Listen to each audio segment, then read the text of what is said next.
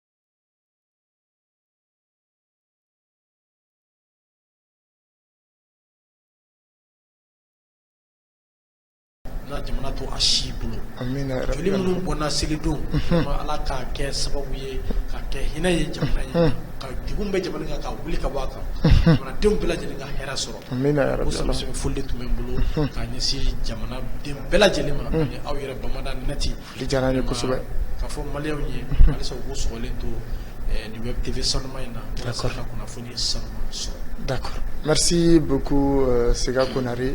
An b'i fo kosɛbɛ i ka folidakan in na an b'a ye k'a fɔ plateforme an ka transition dɛmɛ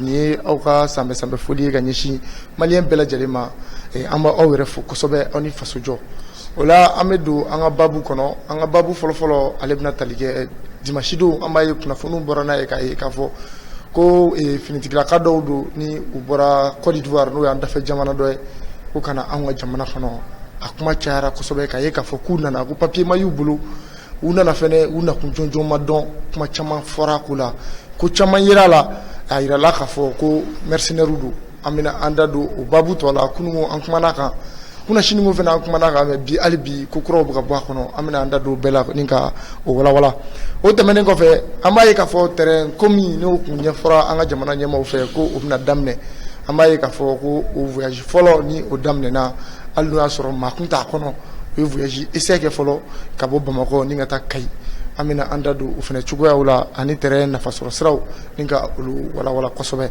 o la Sega an b'an sɛnsɛn an bɛ don an ka babu fɔlɔ kɔnɔ dimanche don kɛrɛnkɛrɛnnenya la ni an ka jamana ɲɛmaaw bɔra ni a baabu ye kosɛbɛ k'a fɔ an ka jamana télévision nationale la ni o kɛra dɛnɛndon sufɛ a yira na k'a fɔ ko maa dɔw nana an ka jamana kɔnɔ k'a sɔrɔ an ka jamana ɲɛmaaw ma jɛn n'a ye k'a sɔrɔ u ka jɛ ma ɲini yala i kɛlen ka ni kunnafoni sɔrɔ i yɛrɛ wulila ka sɛgɛsɛgɛli jumɛn k'a la i ka connaissance ye mun ye nin ko in kan fɔlɔ ɲɔni an ka don a ɲininkali tɔ kɔnɔ.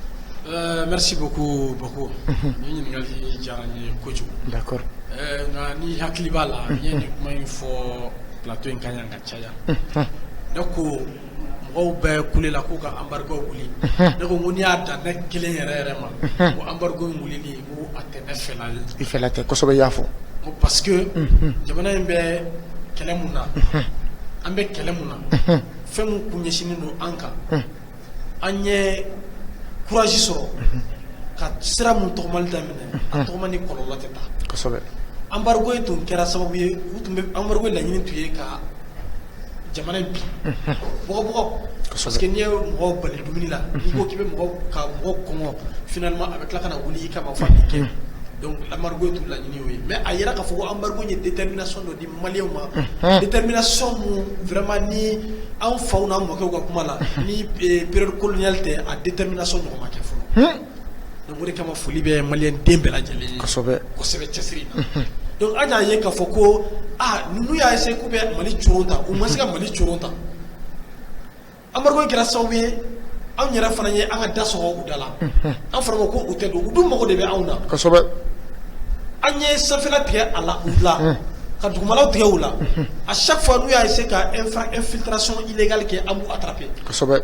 an ka kɛlɛkɛminɛ minnu caman sɔrɔla an partenaire russe bolo o caman bɛ a détecter donc an ye minɛli kɛ caman an ye avertissement je pense que avertissement laban yɛrɛ kɛra Nations Unies la à travers un conseil de sécurité restreint des membres permanents des Nations Unies o kɛra donc o kɛlen avertissement tɛ yen tuguni ni ko mun kɛra don min ala mana mun latigɛ ni mun y'a se ka violation dɔ kɛ ni ala ye mun latigɛ o de don donc an y'a ye k'a fɔ ko o koronna kosɛbɛ donc solution jumɛn de bɛ yen o tun ye ka embargo de wuli embargo ka wuli walasa o temps kɔnɔna la u ye fɛɛrɛ wɛrɛw jateminɛ fɛɛrɛ jumɛn bɛ se ka to an bɛna jamana déstabiliser an y'a essayer ka déstabiliser politiquement an ma se parce que n'i y'a mɛn k'i bɛ embargo économique kɛ jamana kan o bɛɛ ye politique fɛɛrɛw de ye parce que embargo mun don a yira k'a fɔ ko CEDEAO ka sɛbɛn foyi tɛ yen embargo in bɛɛ sɛbɛnnen don a kɔnɔ i yɛrɛ ka cour de justice UEMOA ye o fɔ k'o sɛbɛntiya tiɲɛ don donc u ma se ka solution politique foyi sɔrɔ pour déstabiliser le Mali pourquoi parce que le peuple est uni derrière ses autorités compétentes ces autorités qui n'ont qu'une seule vision c'est-à-dire remettre le Mali sur les rails comme Lara rail kan cogo min na d'accord an ka babu bɛna sa voilà donc au hukumu kɔnɔna la il fallait trouver encore une autre solution qui est la solution militaire o ma daminɛ bi la o depuis en fitinement an b'a mɛn ko rébellion bɛ Libéria mercenaires bɛ Libéria u bɛ a tɔgɔ Gambie u bɛ nin yɔrɔw la ainsi de suite a ma daminɛ bi la o hali 2002 Abidjan Côte d'Ivoire 2002 kɛlɛ rébellion tɔgɔ mercenaires tɔgɔ fɔra a caman na ni olu tɛ dɔwɛrɛ ye mɔgɔ minnu bɛ sara ka taa kɛlɛ kɛ kosɛbɛ et généralement u bɛ sara gouvernement dɔ de fɛ gouvernement étranger dɔ de fɛ parce que u tɛ fɛ ko u yɛrɛ tɛgɛ nɔgɔ u tɛ fɛ u tɛgɛ ja ka ye a la donc u bɛ mɔgɔ dɔw sara i nisɔngɔ filɛ nin ye i ka musaka bɛɛ lajɛlen filɛ nin ye taa i ka taa nin kɛlɛ kɛ wa n'i minɛna anw tɛ dɛ an da t'a la foyi la donc o de ye mercenariat in ye donc a fɛn a ma daminɛ bi la donc ni nin ko in kun taara k'a ɲɛsin an ka fasoba in ma a ma bali ne la o de kama anw tun y'a laɲini ko vraiment solution dɔ ka sɔrɔ mais hali ni embargo wulila qu'on maintienne les restrictions c'est vrai an ye restriction caman kɛ an ye caman fana fɔ misalila la Nations Unies ONU MINUSMA ka renouvellement ko la Mali ye a sɔnni sigiyɔrɔ caman kan a fɔra ko an ka jamana kɔnɔ yan kɛlɛkɛcɛ foyi kana wuli aw kana wuli ka taa kɛlɛ foyi boloda aw kana kɛlɛ foyi initiative ta a kɛra terrorisme ye wa ni diɲɛ bɛɛ bɛ ka yɛrɛ sɔrɔ Mali kɔnɔ o kɔnɔna la ni u ye terroriste dɔ identifier u bɛ ka taa faga u tɛ se ka wuli ka sɔrɔ ɲɔmɔrɔya ma an ka faamaw ma an ka faamaw k'a jateminɛ est ce que an bɛ taa ɲɔgɔn fɛ ou bien an b'aw gansanw bila ka taa ɲɔgɔn fɛ o fɛnw de kɛra o garde-fou ninnu de bilara MINUSMA ka contrat de renouvellement. D'accord. Si ça ni ga korfo famu il faut ira ko mission onusienne de begani si ama ministre ga délai et contrat renouvelé de begani kolon c'est ama. Au kolon de néo parce que ani France le benyo on entend de là. Tout ça c'est la main cachée de la France. France disérana politiquement. D'accord. Masika nyesoro. Ou va essayer ka wakina do parce que na fara ko France be en fait c'est pas parce que be to ya en fait ko be en fait hotel. Ou you haklina do mo kuna. O kala no ka mo financer soi-disant la démocratie akera ONG o akera activiste boyo akera association boyo amana ka fait il va demander do umako pour soutenir la démocratie. La preuve est que il y a déjà sommet une jeunesse soi-disant une composante de la jeunesse africaine il y aura un sommet des sommet France-Afrique il y a sommet donc au sommet là effectivement Macron a fait qu'ils vont déployer plus de 30 milliards d'euros pour renforcer la démocratie. Dorete o ka se ka association ni ONG ni activiste bo ni association bo financier pour que o ka se ka o ka akina imposer au local olu fana ka na comme c'est des influenceurs orientation bula olu fana ka essayer kana malien jeunesse hakli yelema groupe la ko jamana nyamola mais malien ko no ka nya famille leke on va plus tomber dans cette histoire là. D'accord. Donc olu be de le code donc ni ko inana France n'a jamais dit que Alassane Dramane Ouattara, président de la République de Côte d'Ivoire. Je respecte, j'ai beaucoup de respect pour les Ivoiriens. Ni mo ye kalan ke ñoo fait un bec bechi ñoo fait un bec bolota ñoo fait un bec fait bec ñoo fait un bec faculté que ñoo fait donc j'ai beaucoup de respect pour les Ivoiriens. D'accord. Vraiment on faut que les Ivoiriens. Mais jamana ñamo mbu kuna o ka politique ambu o de ko. D'accord. Ambu ka politique de ko. Na wakli bala panafricain bela jile sona maka foko Alassane Dramane Ouattara allez ni Macky Sall ko c'est le sous-préfet de la France. Ou les Français gouverneur ou sous-préfet bien. Donc beaucoup parable. Et mercenariens à Kassabe Alassane nous fait depuis Bilakote. Depuis Bilakote des forces de défense parallèles à l'armée régulière. Donc moi baissé na depuis Bilakote. Donc bon il a trop du maintenant. John nana Bagbo kele. John Clara ka forogon ka kele. D'accord. C'est une histoire récente. Effectivement. Donc, au coup qu'on a là, ni quoi nana ke, anya kuma chama mais réseau quand week-end. Mais nous on n'a pas voulu parler la plateforme en transition demain. Parce que en gros, il n'y a qui be demain là c'est jamana ma. Kana trop ka ipangi bla jamana ni. Au croyez moi tant que e ka jamana ni mo e de dana ta ka taw kan. Tant que oluma boni kuma kan do e folo ni panki be jama e réseau ko mo mine ka baraka na be fuke so ani dipani kuma e mesu fe am machino ani investigation gauche fambe mais ani version chama mais en ko on ne parle pas vraiment sur des cas informels. Faut que ça soit tout ce qui est informel on ne va pas commenter. D'accord. Maintenant, en cas de jamana yɛrɛ kɔnɔ effectivement an ye u bisigi cogo min na u ye baara kɛ o ten de. D'accord. U fana ye ko analyse de kɛ ka ɲinini kɛ fo ka n'a wolo aw ɲɛ déclaration an ye communiqué numéro 34 mun ye qui a été lu sur les antennes de l'ORTM à travers comment dirais-je Ablaye Maïga. Kosɛbɛ o don. D'accord mais Sega an bɛ fɛ ka min dɔn an b'a ye k'a fɔ ko in na kuma caman fɔra la kuma caman fɔra ko caman kɛra an ka jamana ɲɛmaaw olu bɔra olu ka déclaration kɛ k'u communiqué kɛ n y'a ye k'a fɔ Ivoiriens fana ka jamana ɲɛmaaw bɔra u kuma na an y'a ye k'a fɔ n'i ye kuma fila ninnu da ɲɔgɔn kɔrɔ kelenw tɛ maaw sigara kosɛbɛ maaw ko yalima ɲɔgɔn faamuyabaliya don wa walima u nakun ye tiɲɛni yɛrɛ de o de kɛra maaw ka ɲininkali yala e bɛ se ka mun jaabi o ɲininkali hukumu kɔnɔ. Bawo o jaabi ka nɔgɔn n'i y'a ye olu y'a to fɔ autorité ivoirienne y'a to fɔ anw ka communiqué kɛ fɔlɔ après ka tila ka an ka communiqué jateminɛ ka réaction kɛ c'est que fɛn dɔ de bɛ yen sinon depuis nin kuma in ŋunuŋunu bɔra a ye bɔ k'aw yɛrɛ lajɛya a ye bɔ k'aw yɛrɛ lajɛya an ka gouvernement ye communiqué mun kɛ communiqué jɛlen de don nɔgɔ foyi t'a la u ye événement sigi ɲɔgɔn kan de façon logique n'a fɔra ko logique dɔrɔn i b'a fɔ ko raisonnement donc o raisonnement ye ɲɔgɔn suit de logique de dɔɔni kana mɔgɔ minnu minɛna aéroport la bako ne bɛ na fɛn dɔ fɔ jamana minnu bɛ kuma la mɔgɔ minnu bɛ ka nin ko ka autorités la gosi nin ko la surtout maliyɛnw vraiment ne bɛ jigin u la kosɛbɛ i ma jamana foyi ye diɲɛ kɔnɔ k'a ka souveraineté bafouera ko jamana kɔnɔ denw bɛ tila ka wuli ka o jamana ɲɛmɔgɔ la gosi ni Mali tɛ ne ma deli k'a ye ne ma deli k'a ye o ma o tɛ jugu ɲuman ye dɛ hali nin ko in mɔgɔw de donna armée wɛrɛ de donna i ka jamana kɔnɔ cɛ an kana kɛ silamɛ mais an ka kɛ hɔrɔn ye an ka jamana fɛ dɔɔni an ka an ka jamana fɛ dɔɔni jamana ni mɔgɔ mana na avion na avion ye moyen de transport de avion yɛrɛ an tɛ jigin avion na dɔw ko avion tun ka kule yan ka bila quarantaine na yan a donna ta bɔra ta anw tɛ o logique kɔnɔ avion moyen de transport de yanni ka accès sɔrɔ avion na i bɛ ɲini ka jɔ mun kɛ pour que ka don avion da fɛ ka t'i sigi batara girinka jɔ tɛ dɛ c'est un ensemble de procédures tagabolo caman de bɛ i bɛ étape caman de tɛmɛ walasa i ka don avion kɔnɔ ka t'i sigi surtout i bɛ tenue militaire la ka fara o kan surtout accompagné don ni armement ye des armements non conventionnés pardon par la sécurité des Nations Unies. Nations Unies est communiqué ko ni armement mun donna Mali kɔnɔ yan ko a yamaruya t'u bolo ka donna ye donc olu nana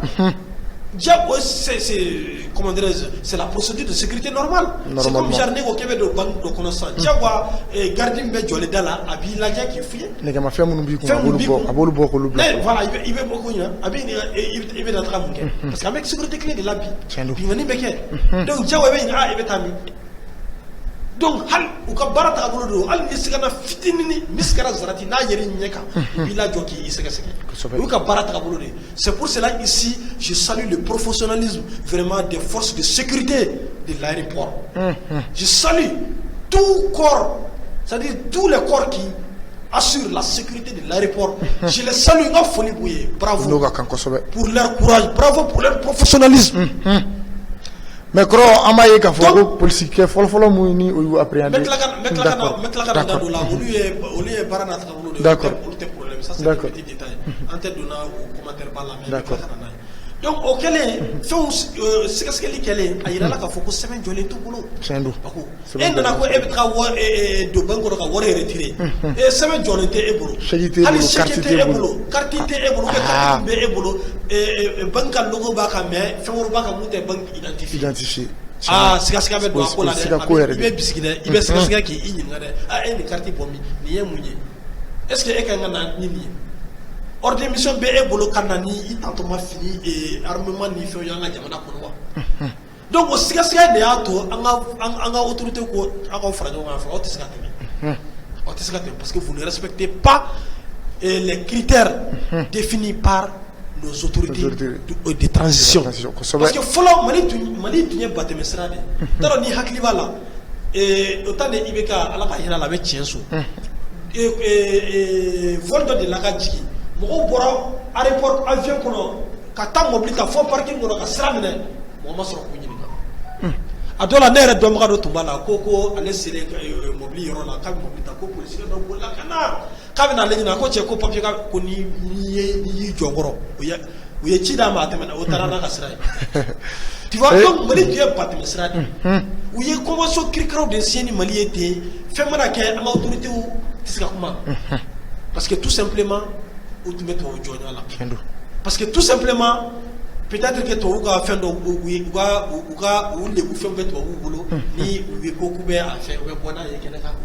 mais alhamdulillah les autorités nous n'a fera ko fen tumbe au bolo kan nous la jaba tu vois kama anga da ula halisa donc ambe autorité fo ni ko ina sadi ni ba yira daga ko malite batte mesra ituni ka fo ko mula jaranye menata meni keta jamane ko no bana pew o de démontrer la table donc o de kama u fara la ɲɔgɔn kan ka taga dɔw fana b'a fɔ ko est ce que ko fa de bɛ armée mɔgɔ la ko ka nin sugu kɛ ka avion ta k'i bɛna don mɔgɔ jigin ko sɛbɛn papier t'i la dɔw fana y'o kuma a tɔgɔ n b'a f'i ɲɛna kalabanci fɛrɛ ka bon dɛ kosɛbɛ dɛ kalabanci fɛrɛ ka bon dɛ dɔ bɛ se k'i yɛrɛ kɛ sisan invité dɔ ye yan sisan a bɛɛ la i b'a labɛnnen ye a bɛɛ invité ka ko jateminɛ a b'i yɛrɛ kɛ ten cogo la a bɛ na munumunu so kɔnɔ a bɛ fɛn a b'i ka vigilance tromper a bɛ taa n'a yɛrɛ ye e bɛ bɔ ko kalama wagati min na o y'a sɔrɔ a mɛnna c'est du passé i t'a ye tuguni donc o de kama an tɛ olu mɔgɔ ninnu jaabi donc u ye mɔgɔ ninnu fara ɲɔgɔn kan donc ka taa u sɛgɛsɛgɛ un à un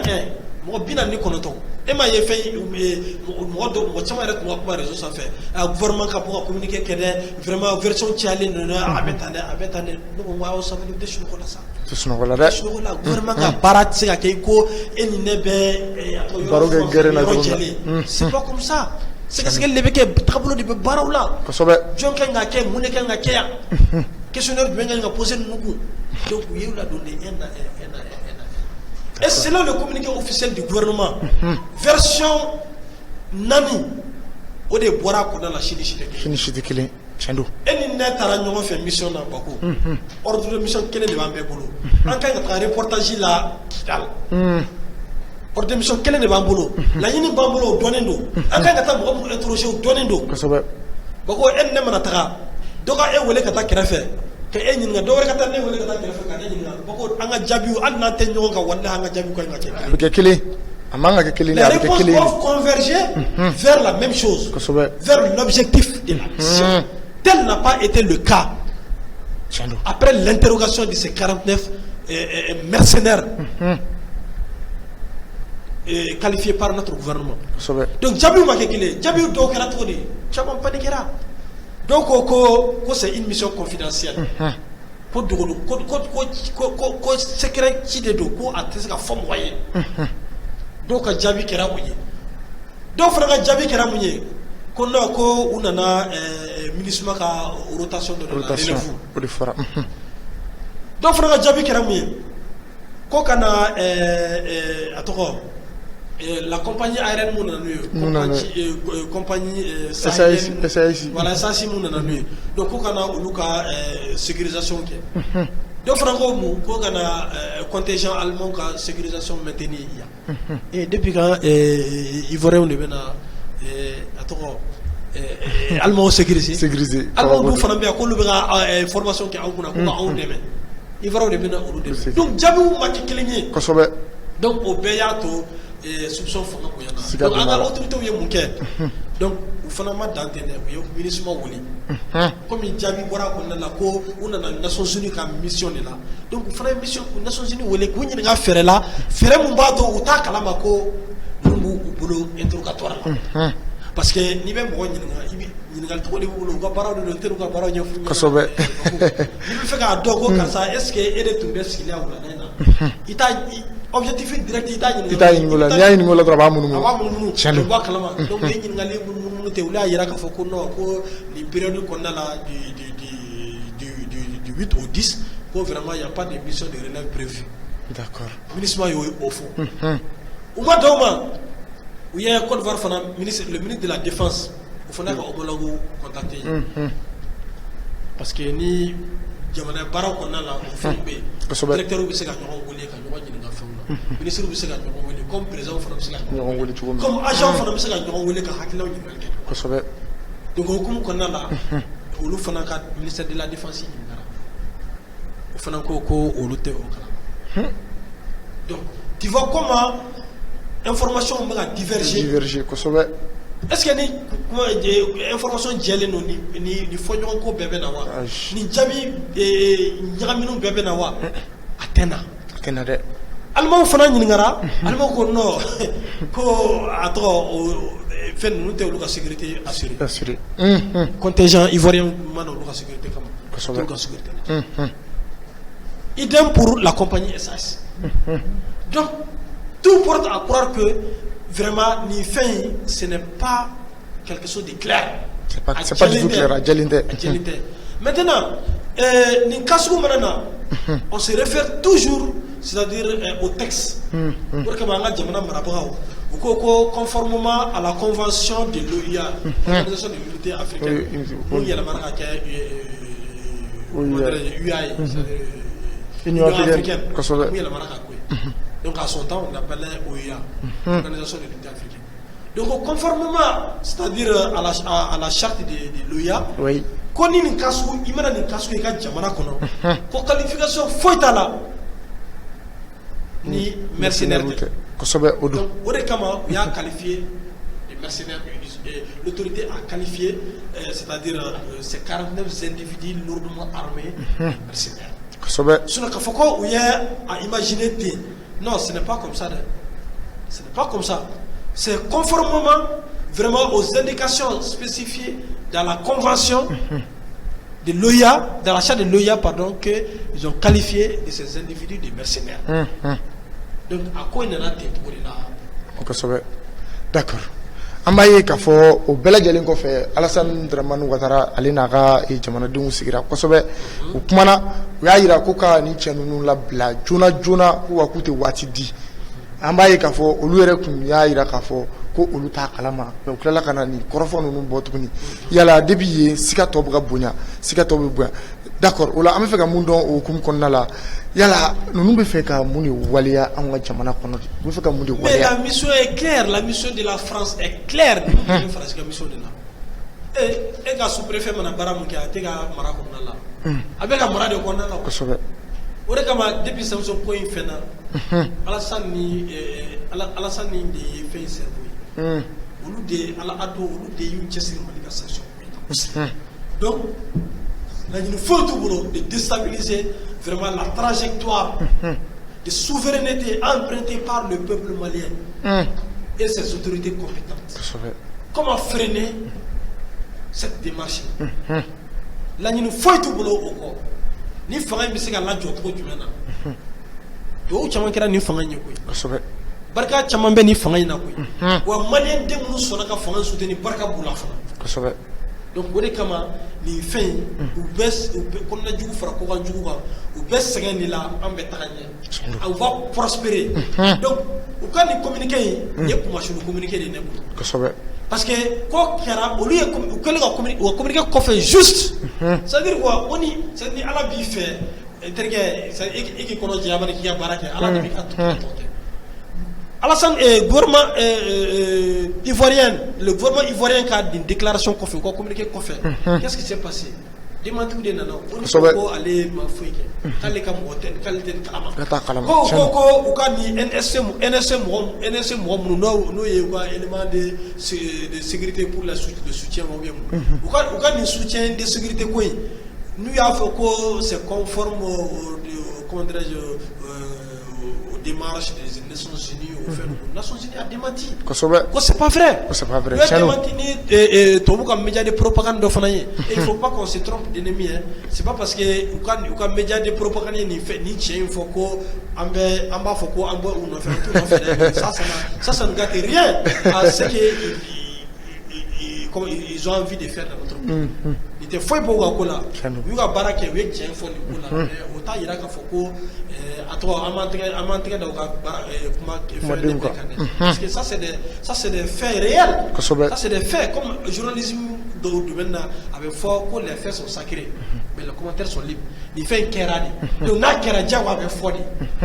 Olu y'a fɔ a bɛ fɔ u m'a fɔ a bɛ fɔ donc an ko o tiɲɛ fɔ fɔlɔ mɔgɔ minnu bɛ ka taa tɛgɛrɛ fɔ tubabuw ka média ninnu kun kuma in fɔli la tɛgɛrɛ fɔ kun tɛ dɛ d'accord hali média étrangers fana y'a kuma fɔ mun tɛ olu fana ye kosɛbɛ donc o b'a jira k'a fɔ o ye u ka Alassane Dramane Ouattara n'a ka gouvernement ka u ye crédit bɔ ko kuma na pewu a ye crédit bɔ la net aw ko aw nana baara mun na ko c'est en conformité avec c'est-à-dire la sécurité avec les procédures de sécurité des Nations Unies. C'est pas vrai. Nations Unies au condom. Parce que Nations Unies c'est que olu da Nations Unies olu soutenir Kalonga parce que Nations Unies olu soutenir Kalonga. Aw fa an Nations Unies ye en boulot la fin de la pour que ministre ka mandat ka renouveler encore. Donc si la Nations Unies se permet de soutenir le communiqué du gouvernement ivoirien sans tenir compte de l'accord signé avec le gouvernement malien, donc ils vont se compromettre. Ça c'est vrai. Discours maintenant. Incohérence maintenant. Donc il y a crédit mon ben Nations Unies avec beaucoup. D'accord là. Abato alisa dobe fara Mali fanaka Mali de Maroc ka dɛmɛ kan parce que aba yɛrɛ olu fana alisa ko tiɲɛ don ninnu bɛ ka bi an kan tiɲɛ don an ye fɛn o fɛn fɛ ko a bɛɛ lajɛlen tiɲɛ donc o de kama u y'a démenti kɛ donc ça veut dire que nin kɔfɛ ni Alassane n'a ka mɔgɔw bɛ jateminɛ kɛ nin kɔfɛ vraiment il doit plus agir, c'est-à-dire de la sorte. Il doit plus agir par la force, mais par la voie diplomatique. Parce qu'entre États, il peut avoir toujours des compromis. Prisonnier de guerre avec Ewa. Ukraine ni Russie opération spéciale pour l'Ukraine. Russie ou bien ni Ukrainien il y a toujours des compromis diplomatiques. Oui, comment de faire noro anga la sigide mi me uga jamana kono kaye ka foko dokotoro dobi mi be ni ala ko donner rete anga jamana nyama fe ko o fenenu uga manu mi barake nyombe ko ye chi bataki sebeno chi nyoma ama ye ka fo anga la sigiso mu be ye no anga la sigide ni ambassade olu borani ko fene kalontigia kayira ka fo ko luto tiki don ko ta kuri ko kalama foi olu data la ko galoneta olu la Bako, baba ko ni danga wila sheko. Abdou Mourjagula. Abdou Mourjagula. Sigato kuma ina. Ima famia. Ni ko ni ibaro ni ala be fagapi. Ni ala be tonyoli kela, ni ala be faga tonyoli kela ka tonyo pam. Kalebu. Ni ala be faga tonyoli barka bo tonyoli kela la. Ate mo bla la de. Aba yere de bla yere la gushi. Kosobe. C'est-à-dire que emaye Nabila Moussa alayhi salam. Salim. A décelé Faraona la. Kosobe kuma na Masa Rahman fe ko ko ne san joli kɛ nin kɛlɛli la kafiri de dundo ako ka ti fɛ a b'a yɛrɛ wele ala la e la k'ale di ala ya bɛta ko mun de bɛna ne se nin kunna Masa Rahman ko fɛn dɔ bɛ nin ko sigɛrɛ fila t'a la nin ka sigɛrɛ ye a ba de donc den a b'o de ladon. Donc tant que Abou la doit être là, malgré que Kafir était ça là. Donc au follet, à dosa, à la délaissant, do diamba boulala ko alaka ominala. Ou de kama atara bagouche dron, aka fakapina. Allahu Akbar. Donc nous ka Ivoirien ka ninkoi et Ivoirien je respecte le peuple ivoirien et j'ai beaucoup de respect envers le peuple ivoirien. Vraiment en collaborer là ngam mo nyalma wudo ali sa men ñoo bolo d'accord ñera ko ray halama donc am ñoo donc ko présent la ñini mu bu ko présent bolo alla ñini tena sika sabati amana uye uyina ni embargo bar dron una nani mi wasro mo be ke ibe analyse fitini ke ibe transition ko soutenir ibe fait mali pour incarna avec des nouveaux principes. Anya ira ka foko embargo mana wuli anga kolosi sinon nous be faire ka do anga ni mercenariat donc ayam bolo je sera clé boray embargo bana dron o semaine nani kala cheno donc mo yi u tre sera clé boray de amadoma you communiquer que hali o communiquer ma 24 heures d'afalen soro uya foko unana mo mun ka barala ko unana de me nyoya se mo munuma ulu be la jeli bora ko no ko anta kalama parce que ulu te se ko soutenir ni ngaw mate galonte badin fe ate galonte badin fe yow donc ni ba yirana de ka foko alisa barka de be jamana ina ni ba yirana de ka foko janfa jomu tale do ka nyesi malima ko janfa jugu inde be ga bi bo ni ba yira ko parce que ibaro ko mana imana yiri turu 100 ans ni ko kiba bok le clé amana ko ne asini c'est-à-dire don non ne iba lama be dilu fendoni fuka da se dilu be mana ko wati be bara se facilement iba déraciner en ce moment facilement sinon amana donc barka de bega bo janfa la janfa ko kan janfa mo mun be jamana ko fe nu ka janfa ke barka bega bo ola kon na janfa bo fana barka bega bo ola parce que ni barka tanyate net saka qualification fo di ama e ka jamana mo wara di dun ni armement ye ka jamana ko de façon illégale parce que ka jamana ni mo ga nyamoriate anga ke horoni anga ka jamana fe doni so kan ko kana sa an saka fu kambe au défensa d'accord olu tumana na sa misalala ala ka kulu wala ba keme do anache o jigine misalala lu tunye access ro rapidement au camera ma fenuna ka dam ne fola ka aéroport lakana baga nu éliminer ka aéroport mina fola ka foko comment dire tous les vols à provenance et à destination du Mali sont suspendus. Nous tu es folo. Il peut faire des jours nous des mangame et réseau quand ça fait wati. Ah oui, l'armée monte à puissance idée, mais il m'a yamina abeta abeta. Nous qui ne te mettre là qu'on faut que la canate. Chendo. Oh, ni la canane na ke, la canane waléo na ke. Par la vigilance et le professionnalisme. Une force de sécurité et de défense. Ne bolo, elle ne façon de jouer, il can nous, il can y n'y a tout ni quoi. D'accord. Wala siga nyinga laba mu me mbolo ningo otengwila ni babu okum konnala yala ni che vinani ani kononton mi minena yala ere bolo anga eta kanku ubla la hala jumena wa sor kanga di jon ketudi bon ne o de fo ngo on te bla jamana ni e baro et sika fo ke bi ga ko ti ya ta di modoma ki be klaka ça c'est l'incohérence au dos. Oui, communiquer qui a faut pratique mouillera ni mouonna. Qualification nous c'est à Douma conformément à la charte de l'OUA en son temps. Oui. Aux qualifications de l'oreille mercenaire. Maintenant, à tomber John le boulot. C'est la comment dire quand on dit l'État c'est la séparation des pouvoirs. Le pouvoir législatif, le pouvoir judiciaire et le pouvoir exécutif. Le président du gouvernement. Donc, il y a pas de document au lieu de baraque. Mais depuis que baraque, façon de jouer, on est comme il faut que qui a birgi, ni béa birgi dans façon de jouer. Kosobe. On est fort quoi. Parce que n'importe quoi façon de jouer, on est comme pour que les gars birgi et que les gars côté que les belles jouer et que les gars sont pas non. Et c'est d'enseigner mais n'est pas qu'elle sait. Non non tasser. Kojo atasser. Ah, et Nyamele attaché. Au bec au dafa. Ainsi de suite. Donc, Bella Djele ne vit taqué. Chacun doit jouer son rôle. Gouvernement, il y a qu'à rôle jouer. Quand moi identifié, moi jou identifié, nous me faire dankari jamana ka nyema jamana ka nyema la sûreté de l'atteinte à la sûreté de l'État. Nous me faire dankari jamana yere ka nyema yala. Au lieu sera coûté d'accord avec des preuves à l'appui. Quand on t'a dit, qu'on a dit justice. Donc à toi justice.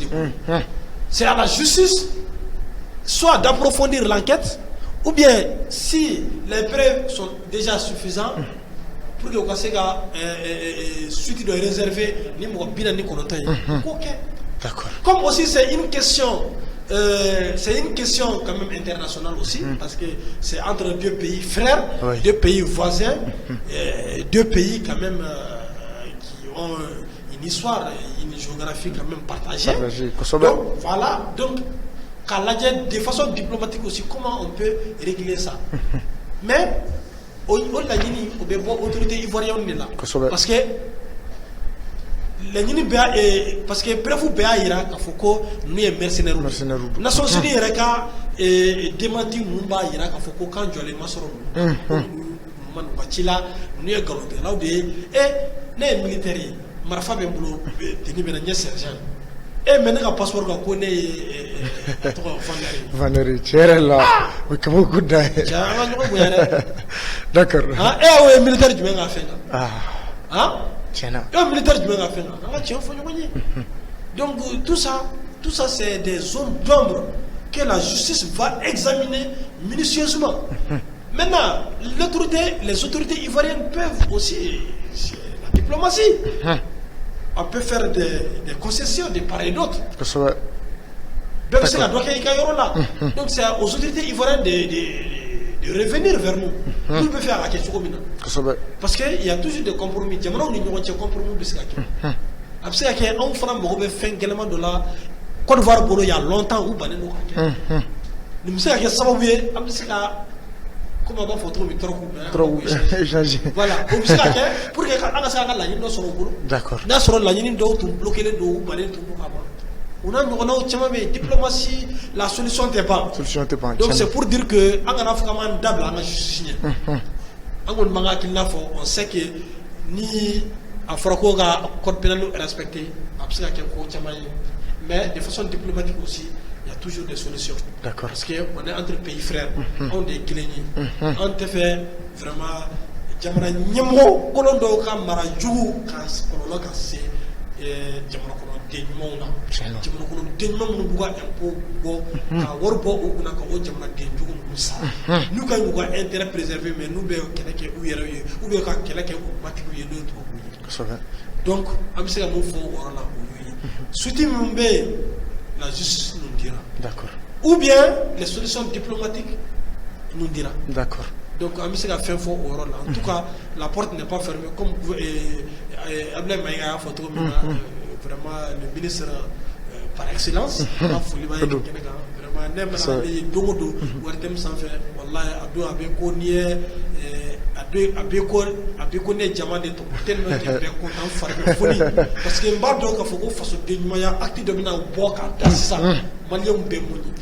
Donc, on est comme Machama.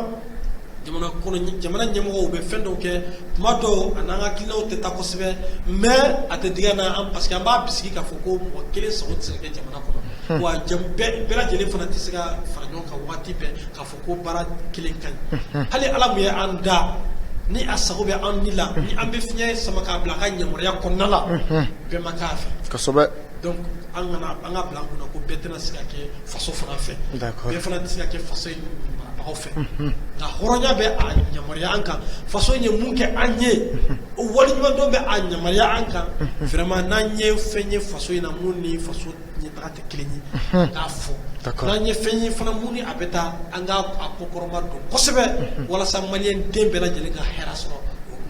D'accord. Merci beaucoup Sega Konare.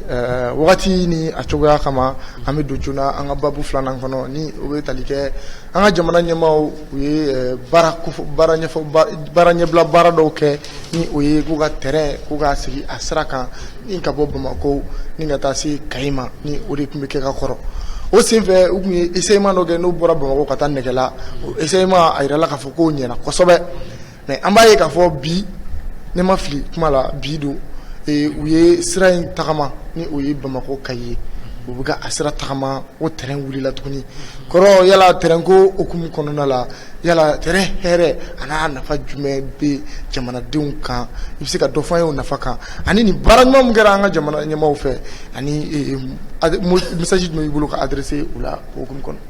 Bon, c'est que nous on est optimistes. Il va alors depuis élection 2018 wagati nous ye blogu kɛ ka terrain peinture ka journaliste la do terrain kunkolo dɔ kɔnɔ k'u bɛ taga a tɔ yira u la u sera Kati niveau dɔ la Kati n t'a dɔn jɔ aw bɛ yɔrɔ jumɛn de u sera yɔrɔ dɔ kunna u jiginna yen k'a fɔ ko u ye ɲininkali kɛ ko ko terrain fɛ ko da ko aw nana kunkolo min na kunkolo n'a bɛ fɔ ko locomotive ko aw nana locomotive min na ko o de ko don quoi o don journaliste caman bɛ jigin donc blogu caman kɛra nin ko in na ka caya. Il y a famille. Donc nous, on est quand même optimiste parce qu'à chaque fois, nous avons quoi fort, vraiment qu'il y a un gars Allah est au fond, toujours un humain biscuit. Toujours ni un humain mais il can, il kunga vraiment. Alhamdulillah il faut quoi. Allah a côté bien. Akacha Allah fait. Allah sera petit donc nous avons qu'à nous comment il. Allah bien sauvé. Allah bien sauvé. Soit il a pas fait ko nous kera sauvé. On a un exemple fitini d'autres. Rapidement information qu'a fait et système d'exploitation de système où met ordinateur ou ça fait dobe ko Linux oui Linux il y aura dobe ko Windows dobe fait ko Mac OS pomula dobe ko Linux Linux moi bien Linux système là à titre mais trop à plonger des programmes c'est nous là quoi c'est comme il passionné le faire dans la vie qui il va venir qui veut content avec la de ainsi de suite aya to de là ka fana système d'exploitation là un programme qui peut gérer un ensemble d'infrastructures et logiciels et matériels donc aya ko auquel a content ay annoncer quel réseau à son temps les années 70 ko ale tun bɛ kulonkɛ la ko kulonkɛ kɛra ale bolo sɛbɛn o sɛbɛn hali sini ni taara an ka bangebaaw kɔnɔ i bɛ taa o système kelen installé sɔrɔ o serveur kɔnɔna la u bɛ baara kɛ n'a ye Donc c'est pour dire que alien ibito kulonya la kulonya ko fo a bogo chermina milliard di ma dono la che akana ala ok no iba imena na di me be konta a chena kasa tuma ni kulonya ko fo donc terrain ko ifana apete depuis terrain jora domi depuis a jora amuni on est optimiste parce que pourquoi terrain joli e chemin chama de créer ko sobe ay mo chama de ka barasa ka damne. On appelle chemin de fer du comment dirais de Dakar au Niger. Niger, oui. Ça veut dire Niger fort Dakar. Chemin de fer il mette donc chemin de fer arrive mette mais euro économie de tout développer. Et moi depuis terrain jora maina économie bina. Depuis terrain jora chama bora kita économie là. Depuis terrain jora cimenterie jamu nunu ulu be économie wujina. Pourquoi? Parce que le terrain est tenu au Luka, moins de transport. Non seulement moins de transport de marchandises. Terrain fait de marchandises, de transport. Donc c'est moins cher. Et puis marchandises tient qu'on a là. Et puis à Kachal, à la moula, il traîna, ça sera fait donc terrain ne fait ce qu'on fait. Moi, mon terrain chômage là. Olu yɛrɛ ka ko kama waati bɛɛ anw tun b'an ŋaniya terrain ka wuli joona walasa ni cheminots ka se ka bila ka kɛ kɔnɔ kosɛbɛ u fana ka activités daminɛ a caman yɛrɛ conversion kɛ parce que u mɛnna attente la layiduw taara layiduw tɛ ka bɔ a sira fɛ donc a caman yɛrɛ conversion kɛ ka taga kosɛbɛ donc o de kama terrain wulili bi comment dirais-je le trajet de Tesla aux dernières nouvelles là à tout kita on a sur d'accord niveau menace mais jusque là quand même le test était positif ça veut dire que test kañ sira ba lajé en même temps expert ou bien à kono fana ba lajé est-ce que ni yoro beta est-ce que sira yoro ka renforcer wa est-ce que vogonde hacker do mana fait est-ce que le rail peut supporter encore donc au fait au test on devait d'accord donc ni ba yirana ka foko vraiment en autorité il la yidu montagne des autorités de transition ko comment dirais-je la reprise des chemins de fer va être une réalité et nous sommes convaincus que ni test ba yirana ka foko pareil vraiment wakati de la nia klibala le ministre du Tchama tara wera soro Russie là après les coopérations militaires et autres donc coopération économique ou financière blara en place na jatimine kay Russie développer le terrain ko là Russie be terrain ko nya donc ko sebe donc fin chama convention chama signé na o ko là donc je pense que ni départ drone ni terminer drone donc à toi au fur et à mesure en mettra à toi fana bena donc tesi mana penser ça mana laje sira mun kan renforcer mun kanya beta donc ni au calcul be bana o étude mana penser ça afin be en place ou be bénéfice to fana na ligne fond donc vraiment si vous faire une réflexion na kia avec l'économie de développer ça va créer beaucoup d'emplois moi chama reconversion que au chama mena to ka reconversion na même au croix fana mena voilà ça va diminuer considérablement le taux de chômage effectivement avec to fana anga marchandise privé jigin ko sebe parce que terrain fana comme terrain transport kan no nga te me karni fuka terrain bi sika hakem ta 45 kota terrain bi sika ne kurun chama ta ni ko kibo be bla kar ko ne ba pete donc on a avantage de ce qu'a fait pour comment il y en a vraiment bien folie de la autorité de transition depuis son excellence Nicolas Assimi Goïta premier ministre Choguel Kougalmaïga et l'ensemble du gouvernement et tous ceux qui œuvrent pour la réussite vraiment de cette transition tous ceux qui travaillent nuit et jour il veut gouvernement na waye kere yo mo mo barana wala sa jamane ka sika tanye wala sa jamane ka bo transition on hera ko nala muy kumya to ampina ko ngana sigi angana bi o kunyo mono ko tuni vraiment daga foli be abela jiro be ka chesiri de be ka nike niaye wala mo kuntombe nambra labe ka janfo ta ka nyesi anga jamana ma de reterre en complicité aussi vraiment avec les ennemis dedans donc vraiment ambe mo be façon indeme mo be surtout internet il reste sans fait pour l'on sans fait mon cas soutien qui est trop technique il y a certains qui tellement que jamana kadoué tellement que autorité ga démarche kadoué tuma do be kuma fo tuma do kuma bumine mais akona jigula façon konu ga barade do d'accord mo kana jigi mo la wallahi am bela jele manière ɲuman ye de transition bɛ senna a ka wolo ɲuman na. D'accord. An ye tiɲɛni mun y'a to an sera n'an ko k'an m'an da don a la a tɛna ban. donc mɔgɔw kana ɲina kunun kɔ mɔgɔw kana ɲina vote suyɛli kɔ mɔgɔw kana ɲina poste de député tilali la distribuer la mɔgɔw ni ɲɔgɔn cɛ mɔgɔw kana an kana ɲina o kɔ ka dɔw ka voix ta k'a di ten ka mɔgɔw bolo lasɔn voix la an kana ɲina o période ninnu kɔ sa n'an ko n'an ye ɲina n'olu kɔ dɔrɔn an bɛ taa à côté de la plaque. D'accord. Qu'on n'oublie pas le passé. D'accord. On doit s'appuyer sur le passé et défendre vraiment ce présent. D'accord. Merci beaucoup Ibrahima Sega Konare an b'i fo kosɛbɛ jamukan sera a kuncɛyɔrɔ la n bɛ kumakan laban segin ma hali bi i ka kumakan laban bila o la an ka sɔrɔ ka jamukan in datugu yala kumakan laban jumɛn b'i bolo Sega. Bon kumakan mun bɛ ne bolo c'est vraiment un appel à tous les Maliens. Bako mangoro ju bɛ ka da la mangoro branche dɔ bɛ den ka tɛmɛ dɔ kan yɔrɔ n'i ye mangoro bɛ se ka den fila bɔ qualité tɛ kelen. Qualité tɛ kelen awɔ. N'i ye mangoro greffé i bɛ se k'a sɔrɔ branche dɔ bɛ yen o bɛ den qualité dɔ di dɔ fana bɛ dɔ di c'est possible n'i ye mangoro mara kɛ ka tɛmɛ kan. Oui c'est possible. Mɛ dɔn voilà.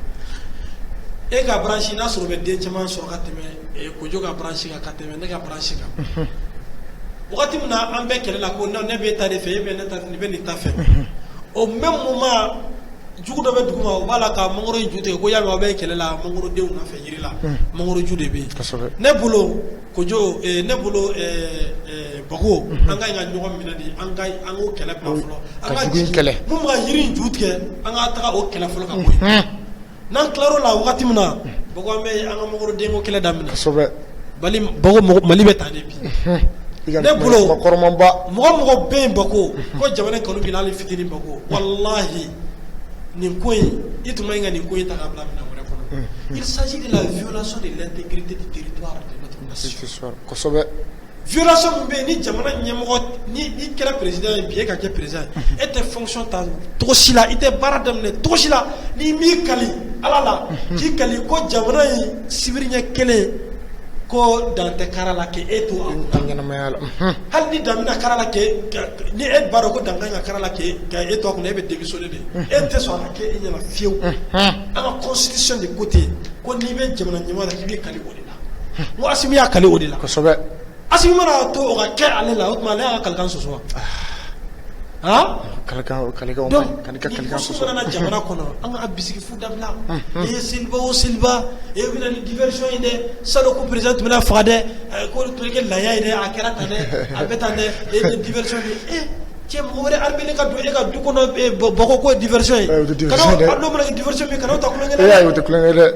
kana o ta kulonkɛ la dɛ. kana o tɛ ta kulonkɛ la dɛ. kana o ta kulonkɛ la dɛ. bi gɛrɛ ɲɔgɔn na o de bɛna ni muru lasɔgɔli. kosɛbɛ. donc n bɛ mun fɔ nin yɔrɔ la vraiment Maliyɛnw ka kɛ kelen an ka kɛ jamana in fɛ. ko min kɛra jamana in kɔnɔ ni autorité tun ma nin kɛ de o de tun bɛ bali an na an tun bɛ bɔ k'u lagosi parce que o tun tɛ ko ɲuman ye donc nin ko in an kana nin ta kulonkɛ la tubabuw n'u ka ko bɛɛ ni ko taara ka ɲɛsin u ka jamana ma n'u y'a don k'u ka jamana bɛ ka lagosi ou u ka jamana menacelen don o don c'est l'union sacrée autour de l'essentiel. kosɛbɛ. donc n b'a ɲini an ka jamana marabagaw fɛ politiciens fɛ activistes denninw fara activistes baw kan journalistes kan association ɲɛmɔgɔw ONG ɲɛmɔgɔw quelles que soient les composantes de la société silamɛw chrétiens n tɛ diinɛ yɛrɛ la o donsow bɛɛ lajɛlen k'a bolo di ɲɔgɔn ma nin ko la an ka jamana de menacé an ka jamana de menacé an ka nin ko in cɛ to an ka autorités bolo n'u y'a bila yɔrɔ min an bɛ se k'an ka commentaire k'a kan o ye fɔlɔ ye filanan ka foli ta halisa k'a ɲɛsin jamana kanubaga bɛɛ lajɛlen na bɛɛ n'a ka kan bɛɛ n'i ka faamu don jamana ko la wa bɛɛ n'i ka hakilina dicogo don jamana ko la o yɔrɔ na bɛ foli bila dumuni sawujɛ na yɛrɛ tun ye ka ye ci gɛlɛn dɔw cunna donc mais k'a bɛ ka suit d'accord k'a ka foli bɛ ɲini ka équipe bɛɛ lajɛlen ko abonnés ba ko k'u mago b'a yɛrɛ la k'a ka se plateau in kan n'Ala sɔnna ma tile filanan a bɛ se plateau inchallah d'accord donc a fɔ fana maliyɛnw ye vraiment transition kun tala a tɔ man jan bilen an bolo di ɲɔgɔn ma vraiment autorités soutenir jamana kalifalen don mɔgɔ minnu na vraiment halisa ala k'o kɛ mɔgɔ kilennen ye ala k'an yɛrɛ fana kɛ hakilimaw ye amina ya rabbi n'u ye fili la u se k'u labɔ fili la ka sɔrɔ a ma kɛ ni lagosili ni fɛn amen donc ni ne tun bɛ n bolo k'a fɔ halisa ka dugawu kɛ jamana ye ala ka san caman yira an na amina ya rabbi vraiment joli minnu bɔnna seliba in na ala k'a kɛ mali kuma bɔ joli ye amina ya rabbi allah ala k'a kɛ sababu ye mali ka bɔ gɛlɛya in kɔnɔna la mɔgɔ mɔgɔ ko e tɛ fɛ ka jamana in bɔ ile gɛlɛya in kɔnɔna la vraiment ala k'a fɔ i kɔ amina ya rabbi jamana in ala k'a taga ɲɛ amina ya rabbi allah ala k'a dɛmɛ fili min mana ye an ka kuma la ka fɔ an y'a lawuli kama an m'a lawuli kama mani fini fili tɛ ban fini fili tɛ ban kosɛbɛ an bɛ hakɛto ɲini kuma kama yɔrɔ la n bɛ fɛ k'o de fɔ merci wassalim. Merci beaucoup Ibrahima Sega Konare an b'i fo kosɛbɛ wa an bɛ plateforme an ka transition dɛmɛ membre bɛɛ lajɛlen fo i kelen juru la bi ka sababuya kɛ aw ka faso jɔ ye aw ka détermination ye an b'aw fo o la kɛrɛnkɛrɛnnenya la Dumle Saoudien ko abonnés mago b'a la ko kuma bɛɛ a tɔgɔ bɛ fɔ plateau in kan yan k'u bɛ fɛ k'a yɛrɛ ye yan kosɛbɛ a kana a ka kuma plateforme an ka transition dɛmɛ ka dunu nata baaraw kan hali bi o sɛrɛnatigɛw la an lamɛnbagaw nin tun ye aw tulo garijɛgɛ ye nin sanga in na bamada.net kan aw kan bɛɛ sigi wɛrɛ wasalam.